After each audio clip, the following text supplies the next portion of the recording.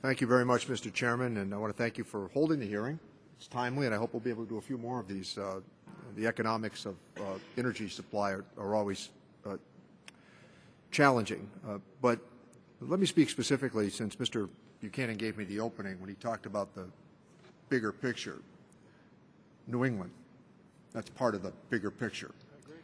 And part of the bigger picture is what happened to heating bills this year in New England. Now, granted, it was a cold winter by any standard. Some might argue it's cold in New England year-round. But there's another compelling fact, and that's what we have gotten through this year. So let me suggest that the premise is slightly incorrect. And rather than ask the question on whether we should ship this fuel overseas, maybe we should first ask ourselves whether or not all Americans can partake in cheap natural gas. The phenomenon, I would hope, would be applied to all parts of America's geography. Now, this is really a good news story. The whole energy story is transformative if done correctly.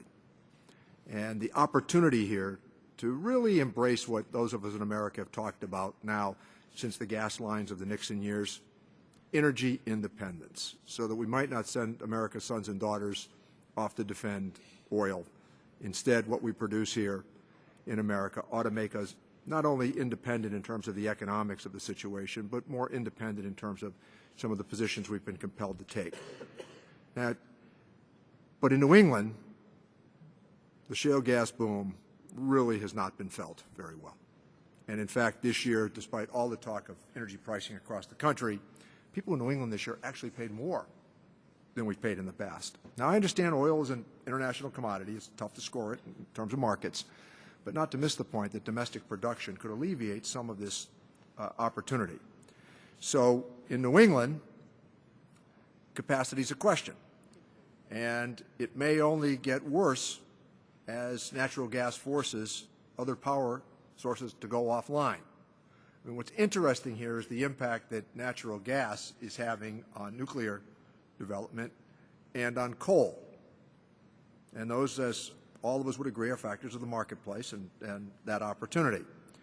But it is reasonable to debate, even if we hear compelling economic arguments, it is reasonable to debate this whole notion of shipping gas thousands of miles overseas to satisfy frequently geopolitical questions after we've made the argument about economic independence based upon not needing this remedy and providing cheap energy to all members of the American family.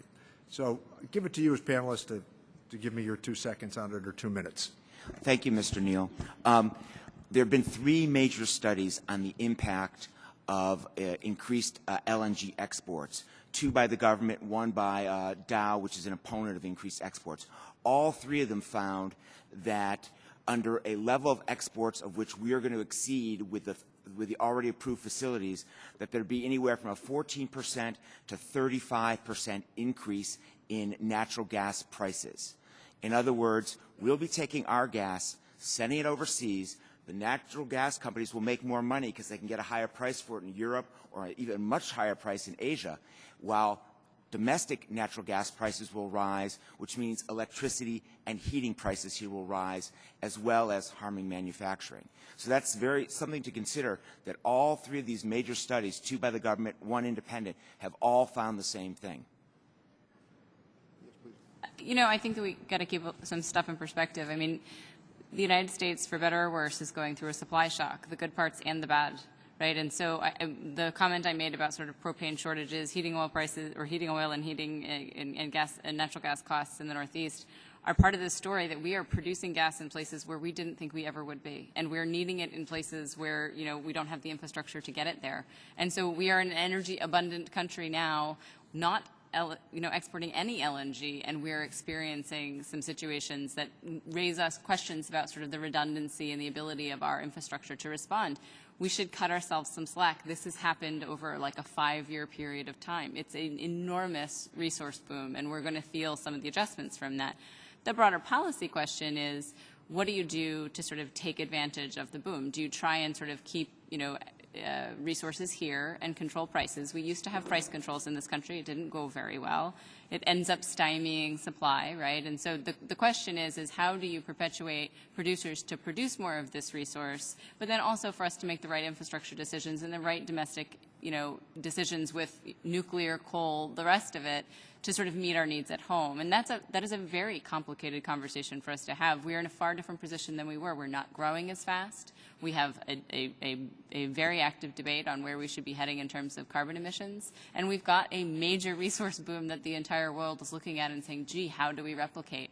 There aren't necessarily particularly easy answers, and I think there's going to be a lot of growth pains sort of between here and there. I would just caution to say that, these sort of percentage increases in the number of, or the price of natural gas have to be taken into context. A 30% increase on $3 gas is not very expensive gas, right? We were paying $13 an MMBTU not too very long ago. So I think the question is, what is sort of the appropriate range of that price, and how do we allow that investment to take place? That is a much more nuanced discussion, and I think many people in the private sector get their frustration with our process and saying, we can't pick the price. We were the ones building the import facilities, remember? So I think they're worried that we'll try and overthink it. I think the lady makes great points. The time of the gentleman from Massachusetts, however, has expired, but thank you for your comments.